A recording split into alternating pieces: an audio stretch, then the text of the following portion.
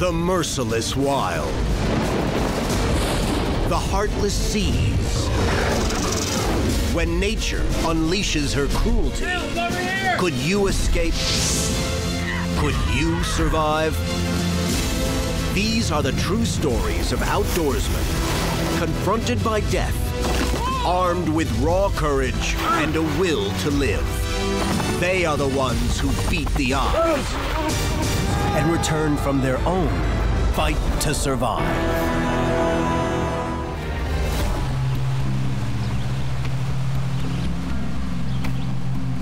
For a young hunter, the freedom of the Georgia woods casts a special spell. I actually like being out on my own and being able to experience things on my own. Here he can stretch his legs and hone his skills, building confidence in his woodsmanship. I never really worried about anything attacking me. I never really had much to worry about. But all that changes when he suddenly becomes the prey to a deadly pack of predators.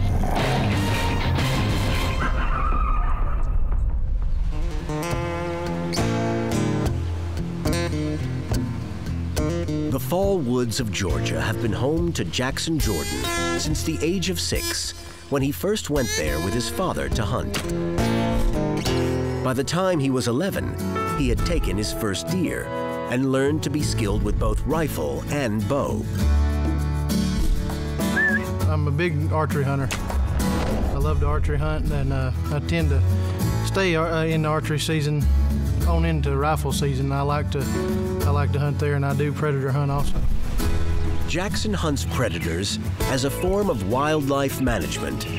We do predator hunting just to keep the population down, because they do take the population of the deer and drop them drastically. The type of predators that we hunt in the state of Georgia are mostly hogs and coyotes also.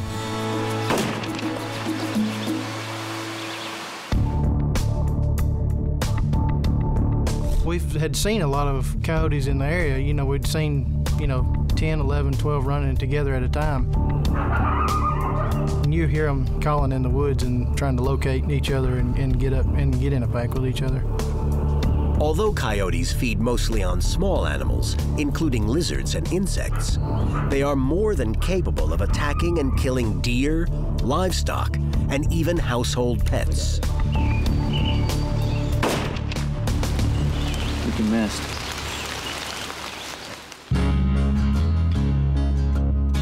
A coyote is a carnivore, obviously. They call it the American jackal. It stretches all the way from Alaska, far north Canada, all the way down into Mexico. You can hunt them as much as you want, but they are one of the smartest critters there is, and you will never get rid of them. And they're shy. They don't want anything to do with humans, most of the time. When hunting large prey, they will usually be in packs and will attack the rear or flanks of the animal, trying to pull it to the ground. When they start after an animal, coyotes can continue pursuing it for hours until they make the kill or abandon the attack.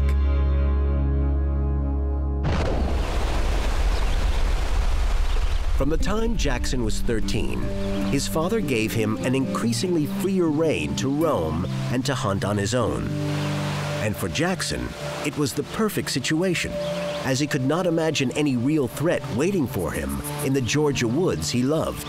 When I was probably 13, my dad started letting me hunt on my own, and that was just from him going out with me and letting me take a deer with him by my side. And he kind of just turned over everything to me when the deer did come out. He didn't really tell me what to do. He just kind of let me go ahead and experience that myself while he was there with me. Nice, you got it. That's awesome. Let's go check it out. Okay. Once he did that, he knew that I was able to hunt by myself. For Jackson, being able to hunt alone was something he often looked forward to at the end of the school day, and he would be in a rush to get out with his bow or rifle while the light lasted. And for him, it was also a way of proving himself as a young man. Going hunting after school to me was more of a independent type thing. I actually liked being out on my own and being able to experience things on my own. I would say maybe a rite of passage.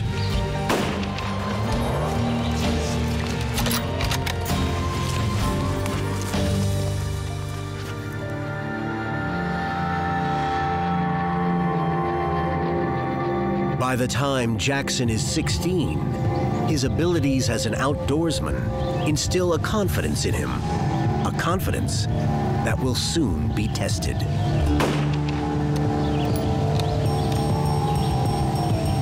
Whenever I started hunting on my own, I never really worried about anything attacking me, especially like not as far as cougars or bears. Anything like that wasn't much of a concern for me. I never really had much to worry about.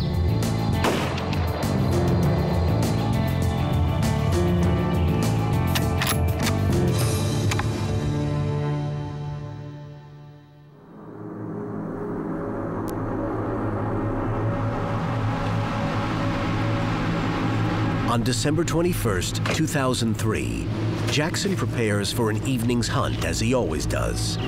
He doesn't expect anything but deer to be waiting for him when he gets into the field. It was later in the year, very cool outside.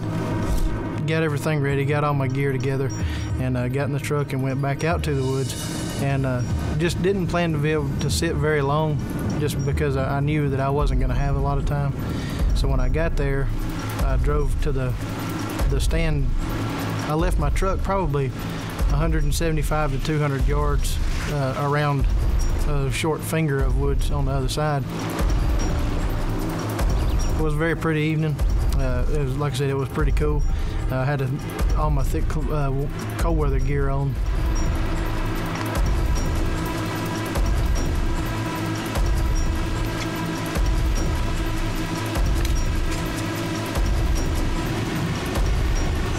I hadn't sat there very long. I had heard some noises and thought that I heard somebody, you know, getting in my truck or something, or something along the lines of that. So I sat there for a little while longer, and I wanted to go check it out just because I was a little nervous about it. Jackson starts back to his truck. The next 200 yards will suddenly turn into the longest walk of his young life.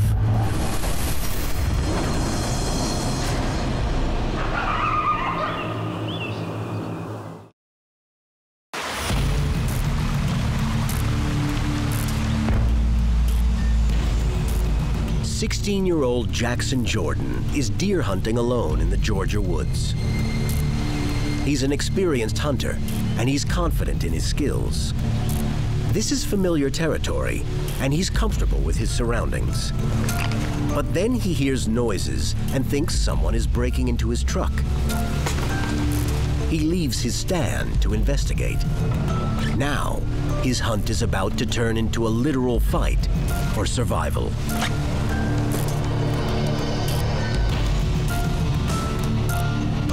So I walked back towards my truck, and I'd probably not made it 50, 75 yards from where I had been sitting. And I heard something running behind me. In my mind, I'm thinking, you know, I've jumped a deer up. I shouldn't have got up out of the stand and come back over here. It is a coyote, determined to take Jackson to the ground. I turned around and it just caught me off guard, and I actually had that coyote leaping at me. A vicious coyote has sunk its fangs into Jackson's right arm. It bit me and knocked me down onto the ground, and I dropped my rifle. As he struggles with one attacker, he realizes that more are coming up behind it. There was 3 of them all together. They were snapping, trying to bite me.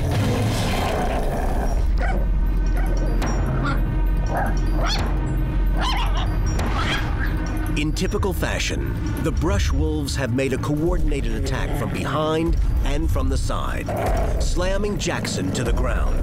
I was just trying to get that coyote off of me. You know, at 16 years old, it's just something that you don't always, you know, you never think about. So I started trying to hit it, punch it, anything I could do to get it off of me. And finally, the one on my right arm let go. Trying to stand, Jackson is brought down again by another coyote that bites into his left leg. On the ground, though, Jackson's hand falls onto his rifle. And flip the safety off and just get an offhand shot. And just barely grazed one of them, and the two ran off, and the one that was on my leg just continued to stay there. And I knew that I couldn't try to shoot one off my leg. I could possibly shoot myself.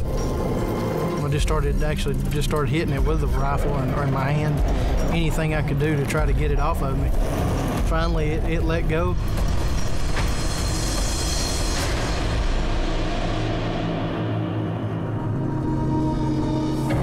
I got back up. I stood there for a second. They were in the woods there. I could hear them running around, and I just stood there and tried to stand my ground and protect myself for a few minutes because I didn't know if they were going to come back or, what they might do. With coyotes who have tasted blood, waiting and watching in the woods, Jackson Jordon has to regain his composure, assess his injuries, and try to reach safety.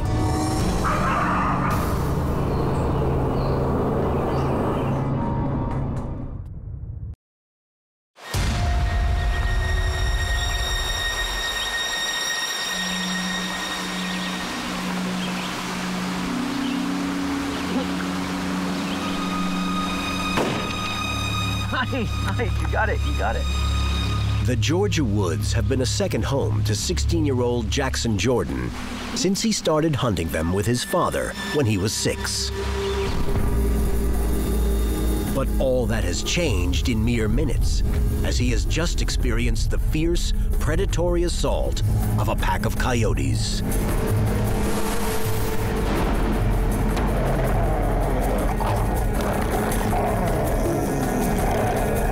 He has gotten off a single shot and scared off a pair of the coyotes, and used his rifle butt to club a third off his leg. These coyotes, there was 3 of them and one of this hunter. They sized him up and they said, we can take him. That's what made him fearless. Once they decide to attack, they're vicious. But as soon as he shot his gun off, they'd probably been shot at, and they remembered, we better get the heck out of here. Back on his feet, he does not know if the coyotes are preparing to come again, or if this time there will be more than 3. He needs to check his wounds and get to safety without delay. Well, the first place I looked was on my leg because I knew that it had scratched me on my leg a little bit, just couldn't feel the pain. Like I said, as far as my adrenaline going, I didn't know if the injuries were worse than they were. It was bleeding a little bit. It punctured 4 holes in the pants that I was wearing at the time. Then once I saw there, I knew that I was able to use my right arm, so I knew that it wasn't bad enough to where I couldn't try to get back to safety. In the past, Jackson has seen coyotes in packs of a dozen. And as he hears the sounds coming through the trees around him, he has to wonder if more coyotes are gathering to finish the attack. I'd seen 10, 11, 12 at a time together, and I knew if there were 3 that I would probably be okay, but if the other 10 or so came, that I was going to be in trouble.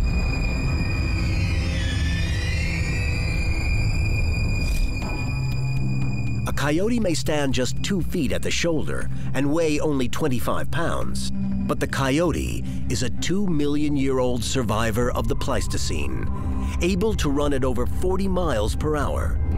And in packs, it's like a school of piranha. Over the years, 35 coyote attacks have been verified in California alone. Because of their size, coyotes do not kill quickly, but must depend on repeated bites. At least twice, such attacks have proved fatal. One in the early 1980s in Southern California involved a toddler dragged from her yard and into the street, the young child dying later in the hospital from her injuries. Coyotes will usually avoid humans at any cost. They're almost nocturnal in most places because of the hunting pressure, and you rarely ever see them. You can't hunt the coyotes, and so they're losing their fear of humans because there's no threat. In October 2009, a 19-year-old Toronto singer-songwriter, Taylor Mitchell, while hiking in a national park in eastern Canada, was set upon by a pack of coyotes and killed. And in this case, they had interbred with wolves. That poor girl didn't stand a chance. During the attack on Jackson, the initial rush of adrenaline kept the fear at bay. But now, in the aftermath, and knowing the coyotes are nearby, freezing fear begins to course through his veins. At the time, I probably was afraid for my life. I don't think that I had much time to think about it, and it was just more of a survival type mode. But it was very frightening. It was very frightening. Safety, refuge. This is what Jackson must find. He has to make it back to his truck and his cell phone, even if it means turning his back on the coyotes.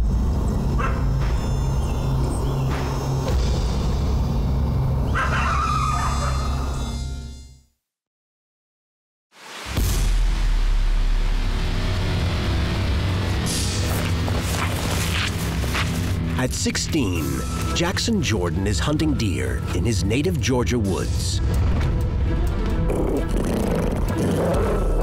when he is ambushed and mauled by a pack of vicious coyotes.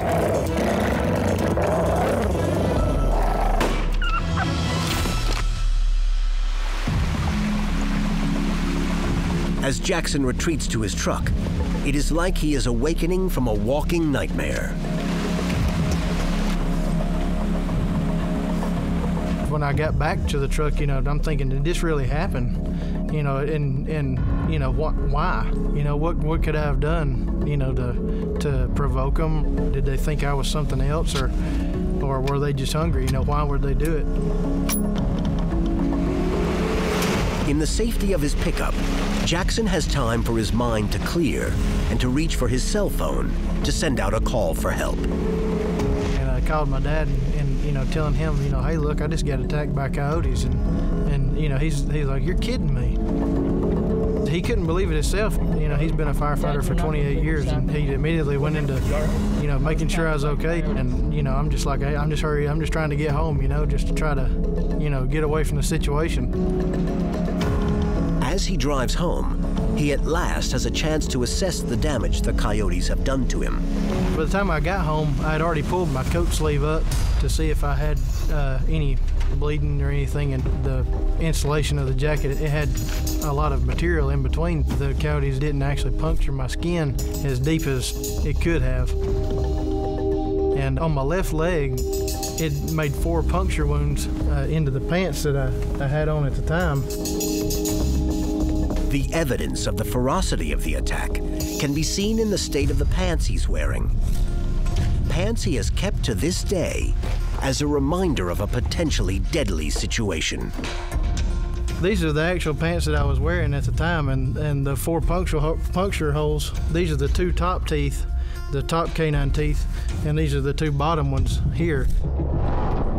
Jackson may have been lucky to escape the ultimate fate of the coyotes' jaws, but their teeth may have left him with something equally as lethal, as he learns from family friend Bo Nicholson, an EMT. He said that without knowing if the animal actually had rabies, that they normally suggested taking the rabies shots as a precautionary step. The next day, Jackson and his father go to the local hospital, where a doctor delivers the grave diagnosis. He looked at the bite wounds on my right arm and on my left leg. Some time ago, they would split the shots up along the belly. At the time, the steps had actually changed, so they put several shots around the puncture wounds in my right arm. Probably ended up with, 50, 60 different injection sites around the puncture wounds. Once that was finished, they put 2 large shots into each hip. And I knew that they were very painful shots. I'd always, just heard about the rabies shots being very painful. And I couldn't begin to, explain the type of pain that those shots are when they're injected into your skin. It just makes your skin feel like it's on fire, and if not worse, as they're putting those in. The pain of the shots is like the stings of scores of angry wasps, but there is no alternative. The threat of rabies is the threat of violent death with unbearable pain, mania, seizures, hydrophobia, and coma. In medical history, there is only a single case of a person surviving rabies without vaccination. For the next couple of days, it was very, very, very sore. The series of injections spares Jackson from contracting rabies, and he makes a complete recovery from his wounds. And the attack does not keep him from returning to the woods to follow his passion for hunting. After the attacks from the Coyotes, I did go back and hunt in that area. Even though Jackson still loves the woods, the sight and sound of coyotes there can cast a chilling shadow over him. When you do hear them, it does make your skin, kind of crawl and your hair stand up a little bit, even now. If anything, Jackson Jordon's ordeal instilled in him an even deeper respect for the wild and its sometimes deadly inhabitants. I'd say the most important lesson I've taken from the incident of being attacked by the Coyotes is to not take any wild animal for granted. We're in their environment, and we're taking up their space, and all they're doing is trying to defend it.